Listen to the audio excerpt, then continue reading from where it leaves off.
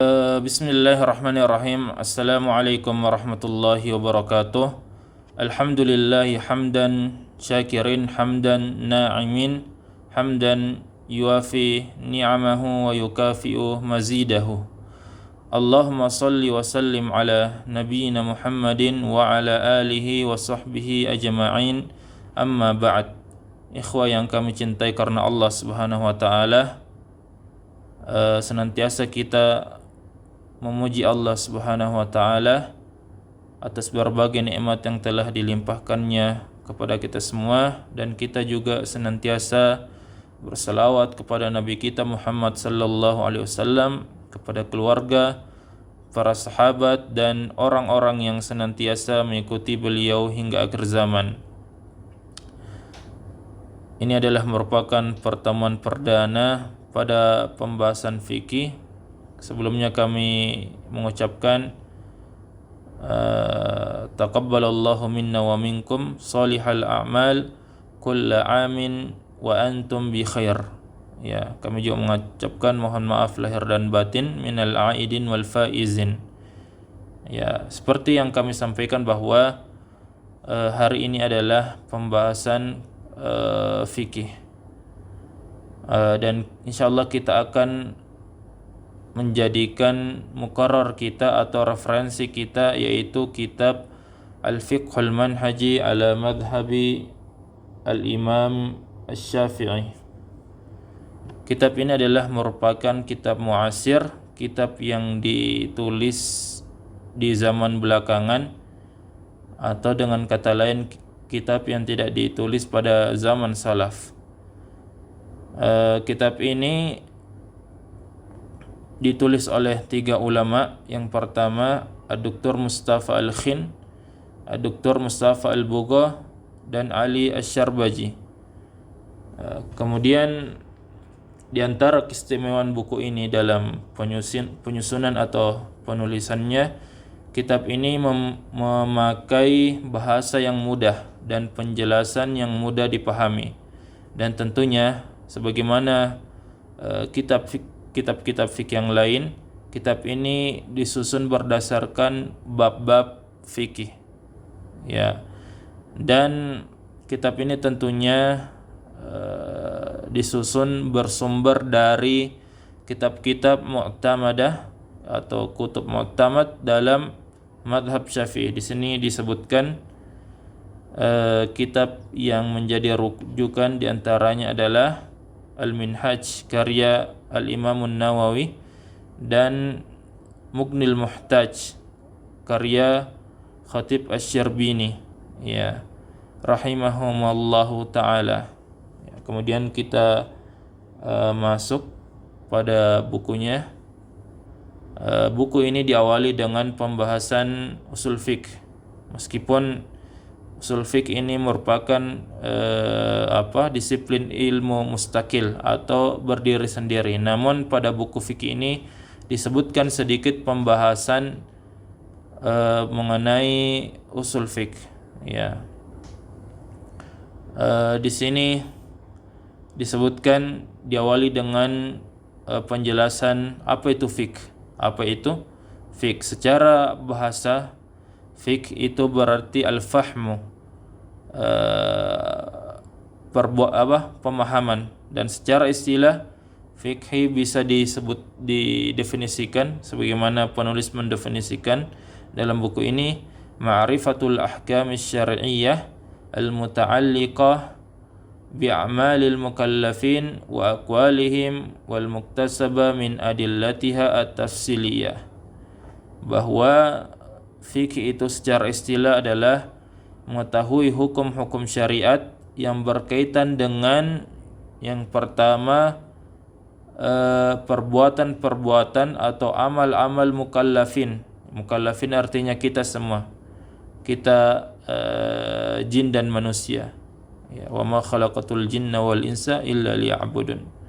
Dan tidaklah kami ciptakan manusia dan jin kecuali untuk beribadah. Artinya kita yang dibebani untuk beribadah kepada Allah Subhanahu wa taala, atau kita yang diberikan tugas untuk beribadah kepada Allah Subhanahu wa taala dan juga berkaitan dengan selain perbuatan berkaitan dengan perkataan. Dan wal muktasaba min adillatiha at-tafsiliyah, yang bersumber dari dalil-dalil terperinci ya, karena ada dalil-dalil ijmali, maka fikih ini berkaitan dengan dalil-dalil at-tafsiliyah. Ya, kami jelaskan dulu ya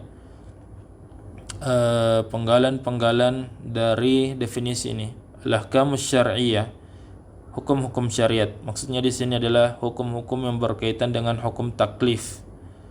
Hukum taklif dalam fikih ada 5 ya, ada 5. Yang pertama wajib atau fardu. Ya. Yang pertama wajib atau fardu. Yang kedua ada sunnah. Yang ketiga ada sunnah atau mandub. Yang ketiga ada makruh. Yang keempat ada haram. Yang kelima ada mubah. Ya.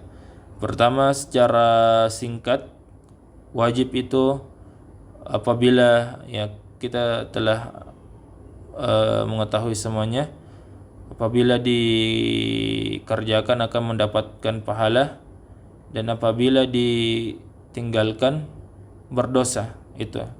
Ini secara singkat ya, nanti akan dijelaskan lagi secara mendetail di halaman berikutnya.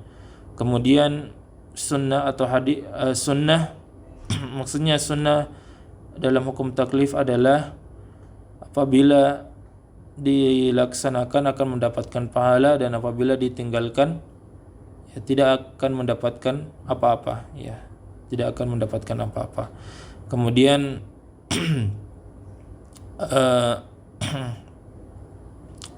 makruh, ada hukumnya makruh apabila dilaksanakan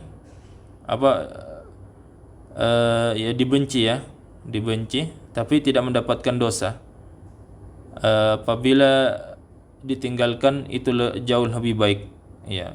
Kemudian ada haram, apabila kita melaksanakannya berdosa, dan apabila ditinggalkan ya mendapatkan pahala karena meninggalkan hal-hal yang dilarang oleh Allah Subhanahu wa taala.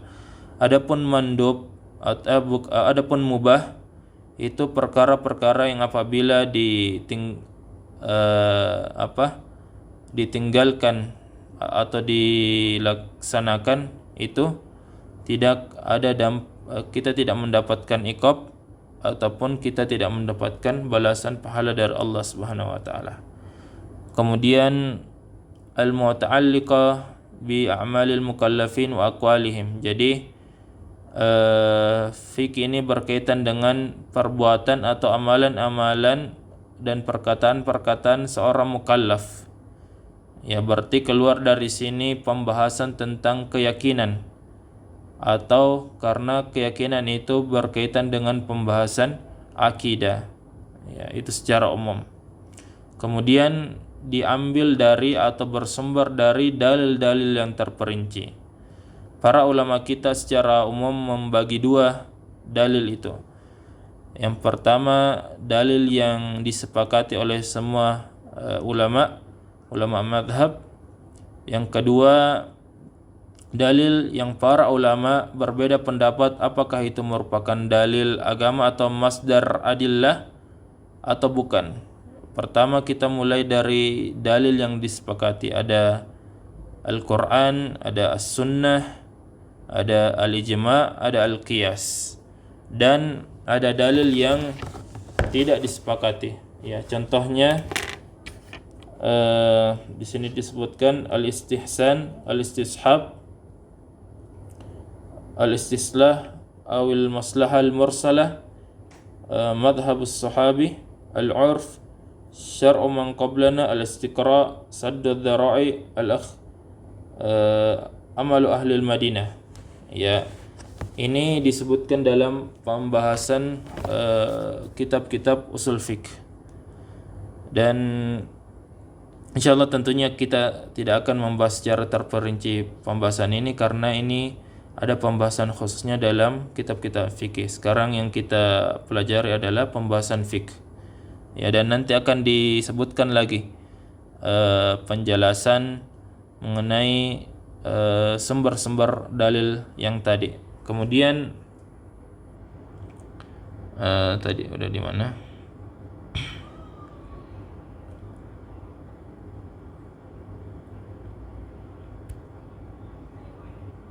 Kemudian yang pertama Al-Quran, yang kita jelaskan secara umum saja. Al-Quran, yang perlu kita ketahui mengenai Al-Quran adalah bahwa Al-Quran adalah firman Allah Subhanahu wa Ta'ala.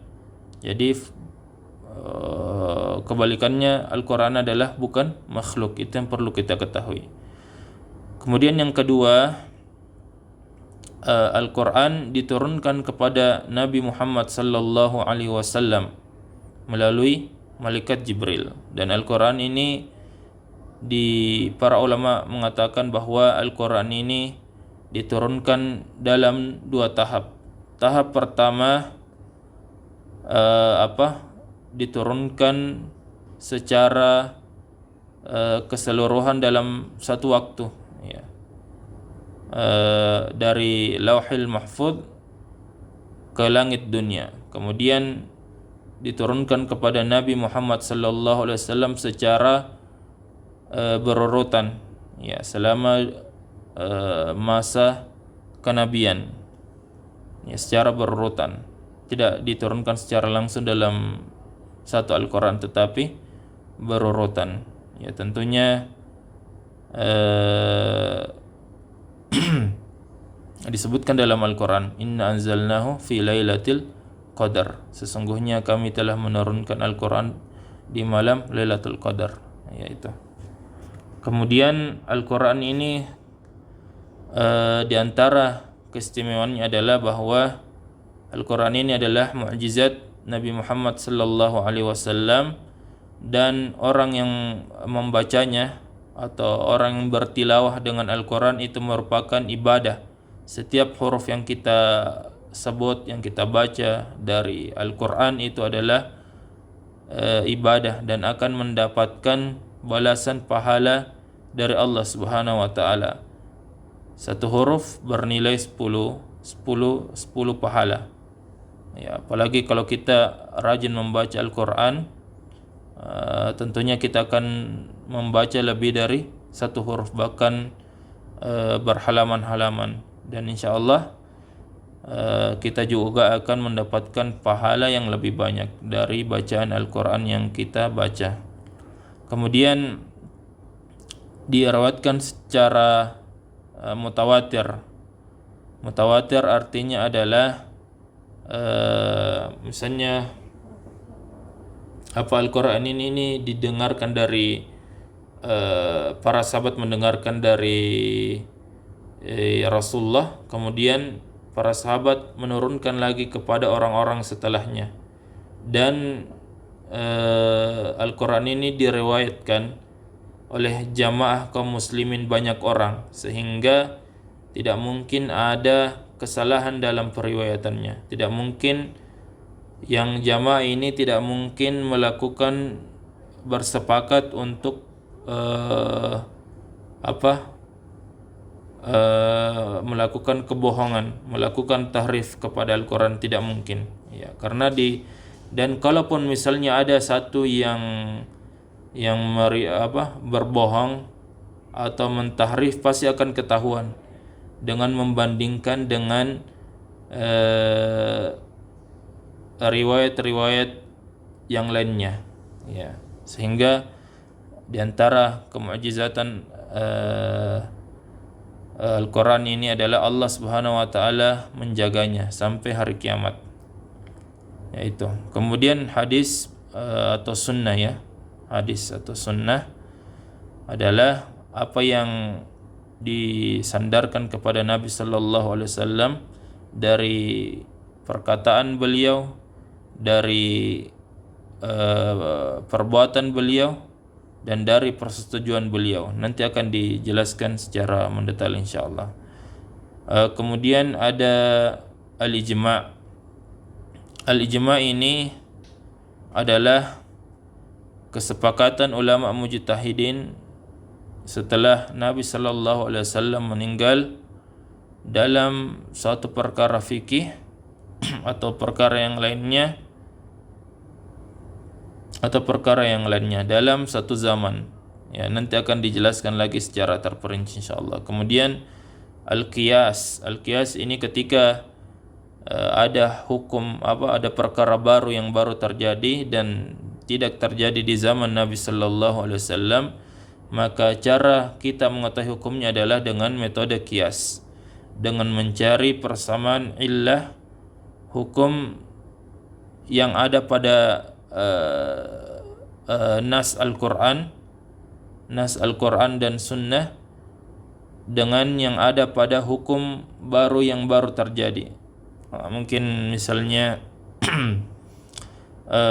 balok atau minuman keras yang ada pada saat ini, illahnya adalah muskir, dia memabukkan, menutupi akal manusia.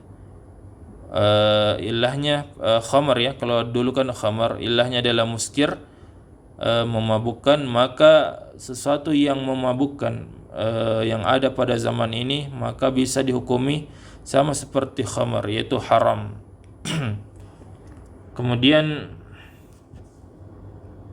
yaitu berkaitan dengan penjelasan dalil. Kemudian dijelaskan di sini wadzalika mitlu ma'rifatuna anna niyata fil wudu'i wajibatun. Ya, seperti kita bisa mengetahui ya bahwa niat dalam wudu itu adalah suatu kewajiban. Hal tersebut diambil dari tentunya dalil. Tadi kan ada Al-Quran dan hadis. Dan kita mengetahui bahwa niat dalam wudu itu wajib, itu sumbernya dari dalil. Yes, dari dalil, terutama dari dalil sunnah. Contohnya disebutkan di sini innamal a'malu binniyat. Sesungguhnya amalan itu tergantung pada niatnya. Kemudian disebutkan yang lainnya, wa inna niyata minal laili syartun fi sihhati shaumi, bahwa yang selanjutnya bahwa niat ini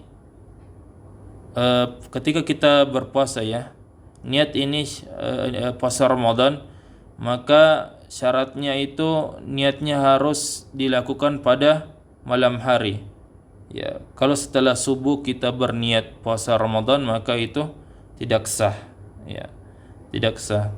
Tapi kalau niatnya dimulai ketika malam, yaitu setelah terbenam matahari sampai subuh, maka niat ini sah. Dan itu tentunya berdasarkan hadis Rasulullah, man lam yubayyitis siyama qabla al-fajri fala siyama lahu.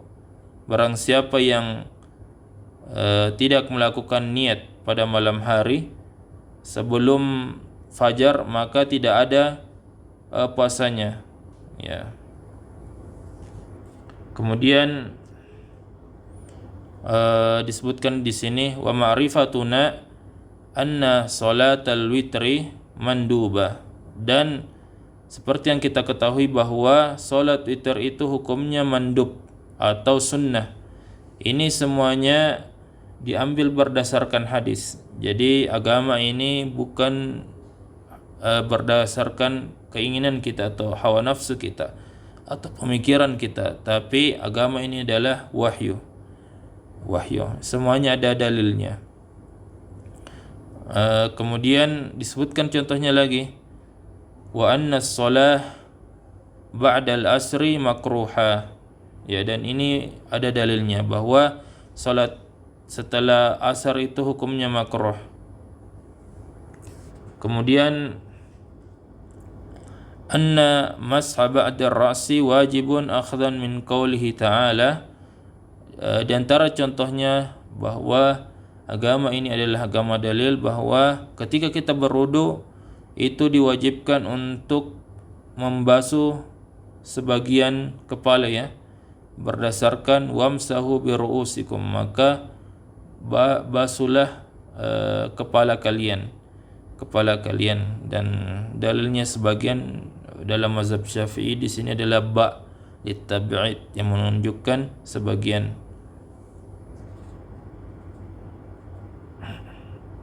Kemudian di sini ada penjelasan hubungan fikih dengan akidah Islamiyah. Ya. Disebutkan bahwa hubungan antara fikih dengan akidah ini memiliki hubungan yang kuat. Ya, kami bisa gambarkannya bahwa bisa diibaratkan bahwa akidah ini ibarat pondasi dalam rumah. Ya, kalau diibaratkan dengan rumah, maka akidah ini adalah pondasinya, dan yang ada di atasnya adalah fikih. Ya, semua berkaitan, akidah yang menopang yang ada di atasnya. Kemudian disebutkan di sini وذلك لأن عقيدة العقدية الإيمان بالله تعالى هي التي تجعل المسلم متمسكا بأحكام الدين bahwa akidah ini atau keimanan ini yang menjadikan seorang muslim itu berpegang teguh terhadap hukum-hukum agama. Kemudian selanjutnya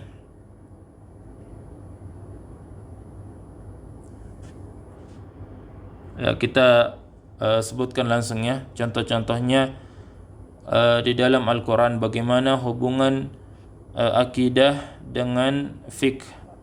Akidah ini bisa disebut dengan keimanan. Ya. Yang pertama, Allah Subhanahu wa taala telah memerintahkan kita bersuci sebelum melakukan misalnya ibadah salat dan yang lainnya. Ya. Kata Allah Subhanahu wa taala di dalam Al-Qur'an, "Ya ayyuhalladzina amanu idza qumtum ilas salati faghsilu wujuhakum wa aydiyakum ilal marafiq." Wahai orang-orang yang beriman, apabila kalian hendak salat, maka basuhlah atau basuhlah wajah-wajah kalian, wa aydiyakum, dan tangan-tangan kalian, ilal marafiq. Ya, di sini syahidnya bahwa Allah Subhanahu wa taala ketika memerintahkan kita bersuci, yaitu berwudu, Allah Subhanahu wa taala menggandengkannya dengan kata iman, wahai orang-orang beriman. Jadi yang diperintahkan untuk melaksanakan ibadah taharah adalah orang-orang beriman. Kemudian Allah Subhanahu wa taala menyebutkan kata salat dan zakat, kemudian menggandengkannya dengan iman kepada hari akhir. Ya, ini menunjukkan bahwa hubungan yang erat antara akidah dan fikih. Ya, fikih di sini mewakili ibadah, salat dan zakat. Di dalam firman Allah, "Alladzina yuqimuna as-salata wa yu'tuna az-zakata wa hum bil akhirati hum yuqinun." Dan orang-orang yang melaksanakan salat dan mengeluarkan zakat, maka mereka adalah orang-orang yang yakin terhadap hari akhir. Ini lagi-lagi contoh bagaimana ikatan kuat antara keimanan akidah dengan fikih. Ya. Kemudian dengan ibadah puasa, Allah Subhanahu wa taala berfirman, "Ya ayyuhalladzina amanu kutiba alaikumus-syiyam kama kutiba 'alal ladzina min qablikum la'allakum tattaqun." Wahai orang-orang beriman, telah diwajibkan kepada kalian untuk berpuasa sebagaimana diwajibkan kepada umat-umat terdahulu agar kalian bertakwa kepada Allah Subhanahu wa taala. Di sini disebutkan wahai orang-orang beriman. Ya, ini menunjukkan keimanan, akidah. Ya, kemudian kata puasa itu menunjukkan fikih, dan di dalam ayat ini ya lagi-lagi menjadi contoh yang kuat antara hubungan yang kuat antara akidah dengan fikih. Kemudian ini banyak contohnya ya, kami sebutkan sebagian saja. Kemudian penjelasan yang selanjutnya bahwa agama ini adalah agama yang sempurna, terutama fikih ini pembahasannya sangat lengkap, menyangkup semua, meliputi semua aspek kehidupan kita. Ya, tidak ada perkara yang kita butuhkan kecuali agama ini telah memberikan panduan. Ya, di sini disebutkan bahwa secara singkat karena waktu juga terbatas, tidak mungkin kami membuat video yang sangat panjang. Ya, di sini disebutkan bahwa fikih ini terdiri dari 7 bagian, ya, 7 pembahasan. Yang pertama ada yang berkaitan dengan hukum ibadah, seperti toharat atau bersuci, salat, siam, zakat, ya. Dan ada perkara yang berkaitan dengan al-ahwal asy-syakhsiyah atau berkaitan dengan usrah, keluarga, biasa disebut juga dengan fikih munakahat, fikih nikah. Itu di dalamnya ada pembahasan nikah, talak, nasab dan persesuaian dan hukum warisan. Kemudian ada yang berkaitan dengan namanya muamalat, yaitu berkaitan dengan interaksi kita terhadap manusia. Di dalamnya ada pembahasan jual beli, ijarah atau sewa menyewa, rohan, gadaian dan yang lainnya. Kemudian ada yang berkaitan dengan hukum peradilan, ya, hukum peradilan, dan berkaitan dengan hukum ketatanegaraan. Disebutkan di sini al-ahkamus sultaniyah atau hukum yang berkaitan dengan as-siyasah asy-syar'iyyah. Ya, ini bayangkan yang menunjukkan kesempurnaan agama kita. Semuanya ada panduannya. Kemudian ada dalam fikih ini ada yang berkaitan dengan hukubat atau hukuman bagi yang melakukan kejahatan, ya. Misalnya orang yang membunuh, disebutkan apa hukumannya. Orang yang mencuri ada hukumannya di dalam Al-Qur'an dan Sunnah. Kemudian ada yang berkaitan dengan akhlak kita, ya, akhlak kita. Agama Islam ini memberikan panduan bagaimana kita menghiasi diri dengan akhlak yang baik, akhlak yang terpuji, dan menjelaskan juga akhlak-akhlak yang tercela agar kita tidak terjatuh dan meninggalkan akhlak-akhlak tersebut. Ya, dan ini kembali menunjukkan bagaimana kesempurnaan Islam yang membahas dan memberikan petunjuk atau panduan dalam setiap aspek kehidupan manusia. Ya, tidak hanya berkaitan dengan ibadah, tetapi berkaitan dengan muamalah, bagaimana kita berinteraksi dengan manusia yang lain, bahkan berinteraksi dengan jin. Ya, ada adab-adabnya nanti dibahas. Berkaitan dengan hukum ketatanegaraan, ya, hukum ketatanegaraan, bagaimana negara ini melakukan interaksinya dengan negara lain, dan bagaimana negara ini menetapkan aturan yang sesuai dengan agama syariat, sesuai dengan ketentuan Allah Subhanahu wa taala, dan sesuai dengan kemaslahatan kaum muslimin, ya. Kemudian iqab, ya, ketika ada yang melanggar maka harus ada iqabnya. Agama juga telah mengaturnya. Kemudian al-adab wal akhlak, adab dan akhlak. Ya, bagaimana kita menghiasi diri kita dengan adab-adab yang baik. Kemudian di sini pembahasan terakhir pada pertemuan ini, yaitu berkaitan dengan bahwa agama ini mudah. Ya, agama ini mudah. Mudah kami jelaskan secara singkat saja bahwa dalam artian mudah, semua syariat yang diturunkan Allah Subhanahu wa taala pada dasarnya bisa dilaksanakan oleh manusia. Ya, tentunya kalaupun tidak, ya tentunya kemampuan kita berbeda-beda. Kalaupun tidak, maka di sana ada kemudahan-kemudahan yang Allah Subhanahu wa taala berikan kepada kita. Ya. Contohnya di sini disebutkan, dalilnya tentunya banyak yang menunjukkan bahwa agama ini mudah. Firman Allah Subhanahu wa taala yang berbunyi, "Wa ma ja'ala 'alaikum fid dini min haraj." Dan Allah Subhanahu wa taala tidak menjadikan dalam agama ini sesuatu yang berat. Kemudian Allah juga berfirman, "Yuridullahu bikumul yusra wa la yuridu bikumul usra." Dan Allah Subhanahu wa taala telah menjadikan agama ini kepada kalian itu mudah.